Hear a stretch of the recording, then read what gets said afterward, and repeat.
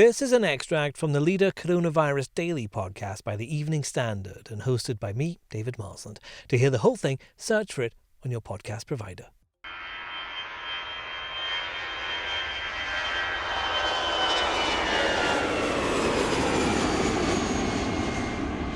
We're well into summer now, but there's hope Brits could still enjoy what's left of the warmer months on a European beach. The long-awaited list of countries who'll be part of an air bridge agreement with the UK is set to be announced this week. So, will this new travel bubble be the light at the end of the tunnel for sunseekers? Sean Tipton from UK Travel Trade Association Abta joins me now. Sean, what countries do we know are likely to be on the list? Well, there's been a lot of speculation about which countries will be allowed to travel to in the very near future, but the list has not been confirmed yet. I mean, the rationale is that, as far as we're aware, that we'll be allowed to travel to countries which have a similar, if not lower, rates of infection. But also you've got to remember as well, those countries also have to be happy for us to come as well. So I think that's really what the concept of an air bridge is. It's where both countries are happy for their nationals to visit each other.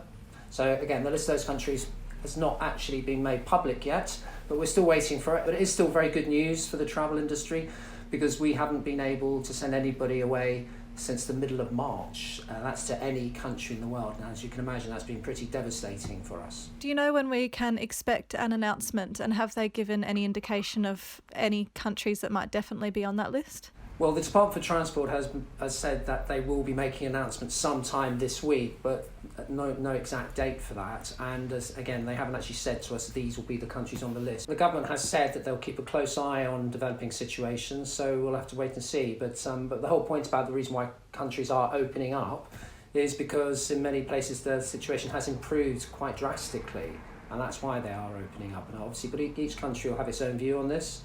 But from our perspective, though, still it is a positive sign because of the fact that there is a considerable pent-up demand for people wanting to go on holiday, not necessarily always overseas, could be in the UK as well, let's not forget that, a lot of people want to do that.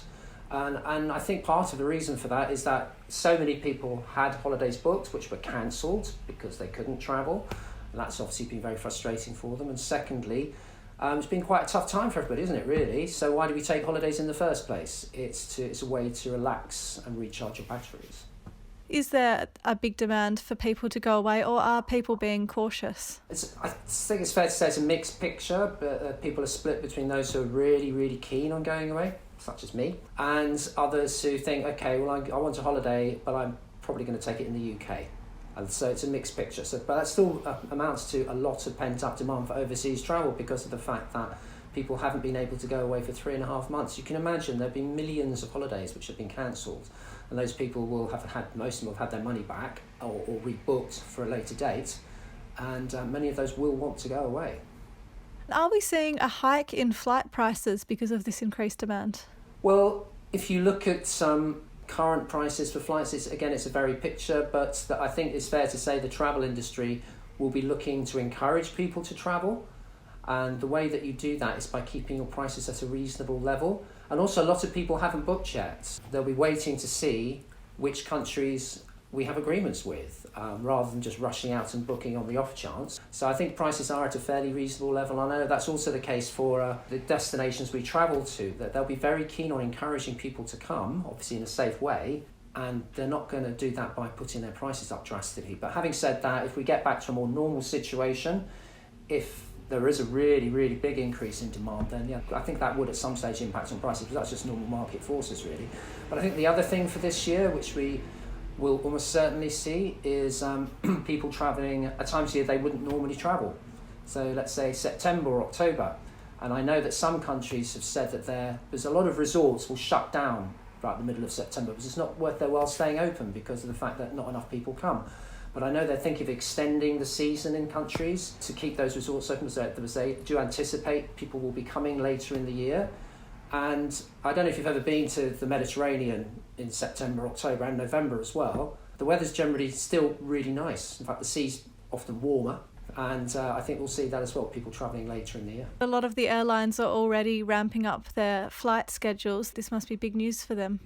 Even though we haven't got exact lists of countries, etc. and dates, you still need to, as a travel company, you have to prepare. You have to do that in advance. It's not like sailing on a tap. You can just get told one day, oh, okay, we'll start everything tomorrow. It's not as simple as that.